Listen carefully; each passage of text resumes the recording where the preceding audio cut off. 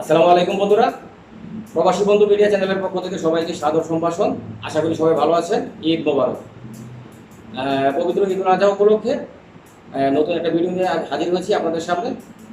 মূলত বিষয়টা হচ্ছে গার্মেন্টস সেক্টর নিয়ে।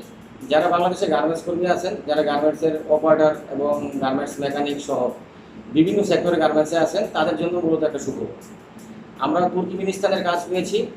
তুর্কমেনিস্তানে যদি আপনারা যান, সেই ক্ষেত্রে আপনাদের স্যালারি লেভেল অনেক ভালো হবে, সুযোগ সুবিধা সব কিছু ইউরোপিয়ান আইন অনুযায়ী হবে।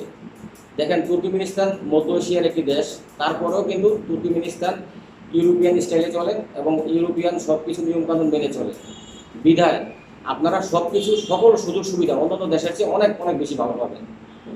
আপনি যদি একজন সুইং অপারেটর হন, আপনি যদি একজন মেশিন অপারেটর হন, সেই ক্ষেত্রে ন্যূনতম স্যালারি হবে আপনার 450 থেকে $550, এবং আপনার ওভারটাইম থাকবে, আপনার অ্যালাউন্স থাকবে, আর অন্যান্য কোম্পানির বাৎসরিক বোনাস সহ আপনি বেশ ভালো একটা অ্যামাউন্ট পাবেন। ন্যূনতম আমি বলতে পারি যে আপনি 65 থেকে 70 হাজার টাকা আপনি প্রতি মাসে ইনকাম করতে পারবেন। আর যারা মেকানিক আছেন এবং যারা সুপারভাইজার আছেন, তাদের স্যালারি লেভেল আরও অনেক ভালো হবে। যারা কোনো কাজ জানেন না, কোনো কাজ জানা নেই, আনস্কিল ওয়ার্কার, আপনারা যদি যেতে চান এই সেক্টরে, সেই ক্ষেত্রে আপনারাও কিন্তু ভালো একটা টাকা ইনকাম করতে পারবেন। আপনি কাটিং মাস্টারের সাথে হেল্পার হিসেবে থাকতে পারবেন, গার্ডেনার হিসেবে থাকতে পারবেন, এবং লোড আনলোড লেবার হিসেবে থাকতে পারবেন। এই ধরনের কতগুলো সেক্টর আছে যেখানে আমাদের অদক্ষ কর্মী দরকার, যারা কোনো কাজ জানে না।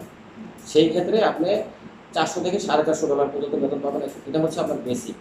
তারপর আপনার ওভারটাইম থাকবে, সব কিছু মিলিয়ে বেশ ভালো একটা টাকা আপনি ইনকাম করতে পারবেন। এবং আমাদের যে প্রসেসিং টাইমটা হচ্ছে 75 দিন। এই 75 দিনের মধ্যে আমরা আপনার সকল কাজ কমপ্লিট করবো, যাওয়ার খরচটা কিন্তু বেশি না। তো আশা করি আমার কথাগুলো আপনারা বুঝতে পেরেছেন। যারা গার্মেন্টস সেক্টরে যেতে আগ্রহী আছেন তুর্কমেনিস্তানে, তারা অবশ্যই খুব দ্রুত আমাদের সাথে যোগাযোগ করবেন। কারণ হচ্ছে আমরা এখন বর্তমানে শুধুমাত্র 150 জন ওয়ার্কার পাঠাচ্ছি। এই 150 জন ফুল পাঠানোর পরে তারপর নেক্সট গ্রুপ হবে আবার 150 জন। এভাবে 2024 সালে শুধুমাত্র এই 300 জন যাবে। আর 2025 সালে এসে আবার নতুন আমরা কন্ট্যাক্ট যখন পাবো, তখন আমরা বলতে পারবো, তখন আমরা আপডেট দেবো।